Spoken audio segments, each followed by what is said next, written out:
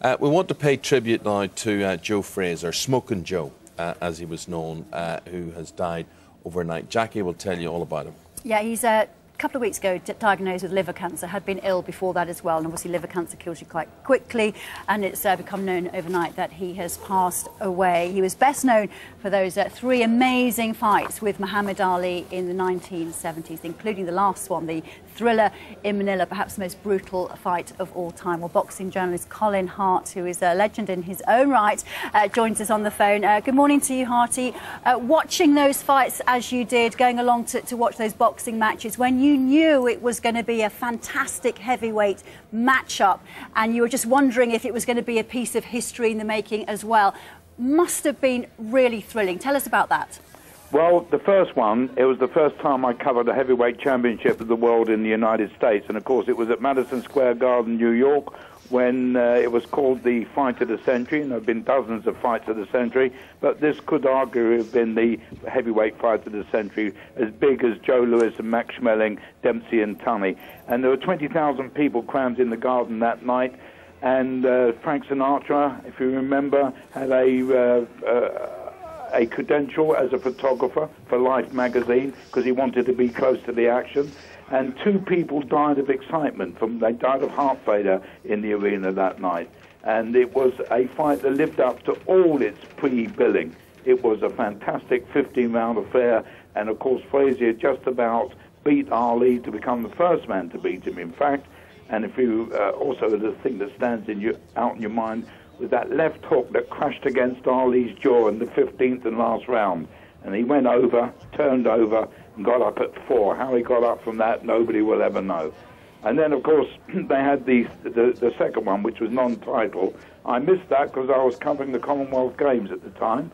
But I was in Manila for the third and, again, arguably the most brutal heavyweight fight of all time, when Frazier was pulled out by his great trainer, Eddie Futch, who said to him, as he got up to try and go out for the 15th round, "Sit down, son, it's all over, but no one will ever forget what you did here today."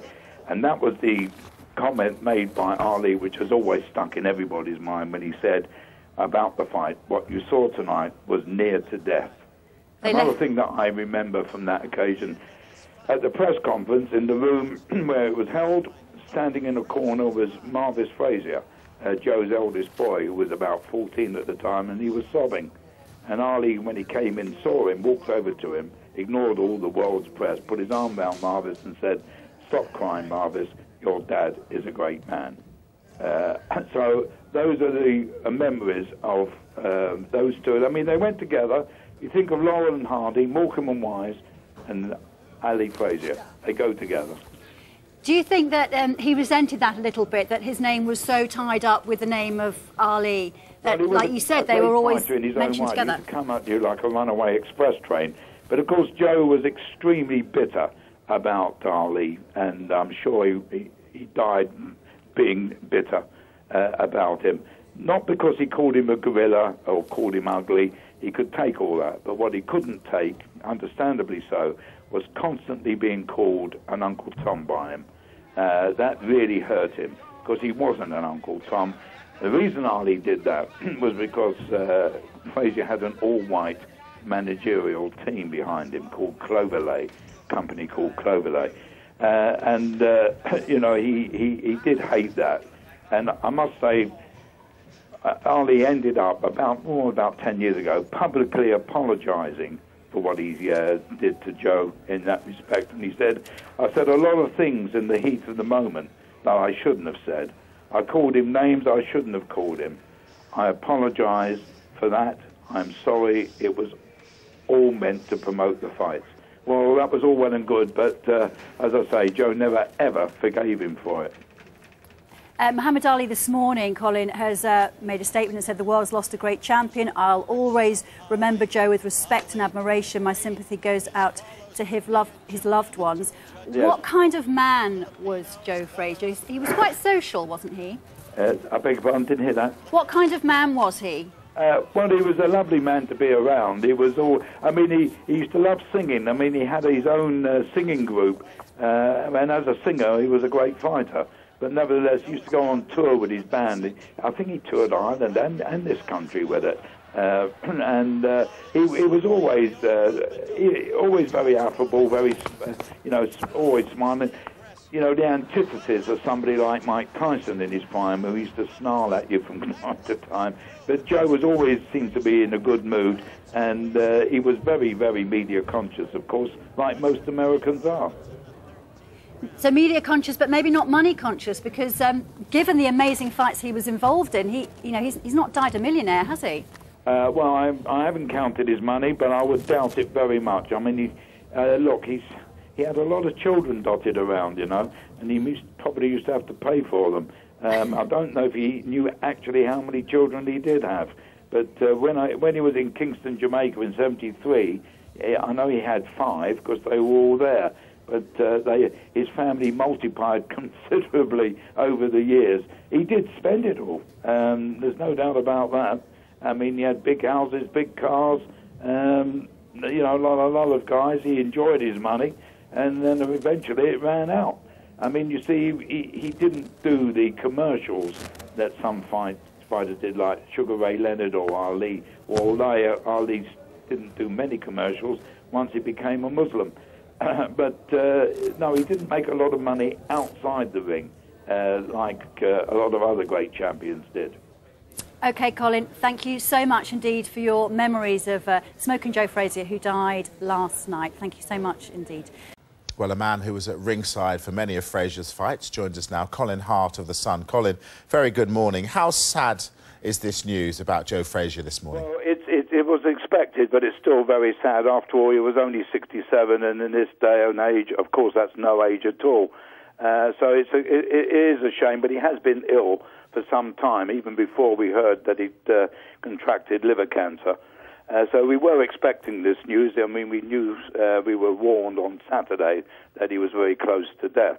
But Joe Frazier will go down, no doubt, as one of the great heavyweights. And, of course, you think of Laurel and Hardy, you think of Morecambe and Wise, and you think of Ali and Frazier. Yeah, don't you just. Tell us why he'll go down as one of the greats. Well, because he had so much power and so much courage. He used to come at you like a runaway express train. You had to fight when you were in the ring with Joe Frazier, otherwise he would just steamroll you out of there. And so that's why he was in so many epic battles. And, of course, he will always be remembered for the 3 fights with Ali. The first one was the first World Heavyweight Championship I covered in the United States. It's imprinted on my brain, March the 8th, 1971, and he was the first man to beat Ali, of course. In those days, the fights were over 15 rounds. There was so much excitement in Madison Square Garden that night that 2 men died of heart attacks, overcome by the excitement of it all. And it was a billed, of course, as the fight of the century. But then a lot of fights are. But it did live up to its billing. It was a tremendous battle. And, of course, the one in Manila in '75 was even more brutal, and arguably the most brutal fight in that the heavyweight division has ever seen. And at the end of that, Ali made that famous remark when he said, "What you saw tonight was near to death."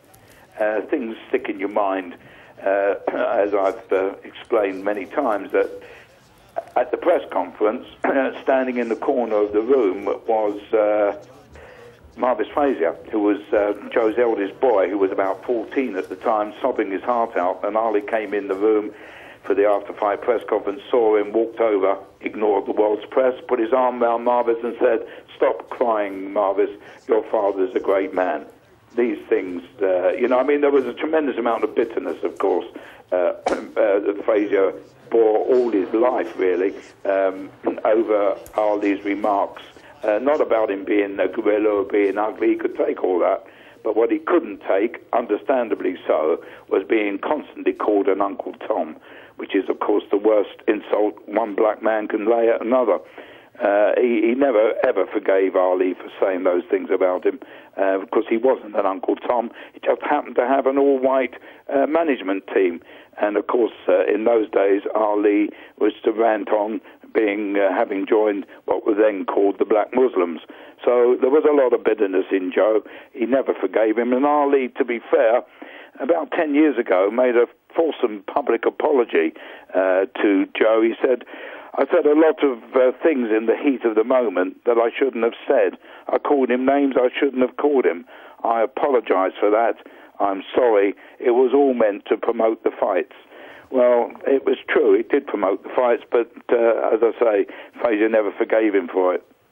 Was this the greatest era that heavyweight boxing's ever seen? Well, I was very fortunate to cover what was considered the golden era of heavyweight boxing. As I say, besides Ali and Frazier, you had George Foreman, Ken Norton, Larry Holmes, Oscar Bonavina, Jerry Quarry, Ron Lyle, Joe Bugner. I put him in that mix. All in that sort of era of about 5 or 6 years. Every one of those guys in this day and age where we've got so many titles would have been a champion of the world, no doubt about it. It's very nice to talk to you, Colin. It's a shame it's such a sad reason to do Yes, so. it is. And, of course, in the space of a few months, we've lost Sir Henry Cooper and now Joe Frazier. Indeed. Colin Hart from The Sun, thanks very much.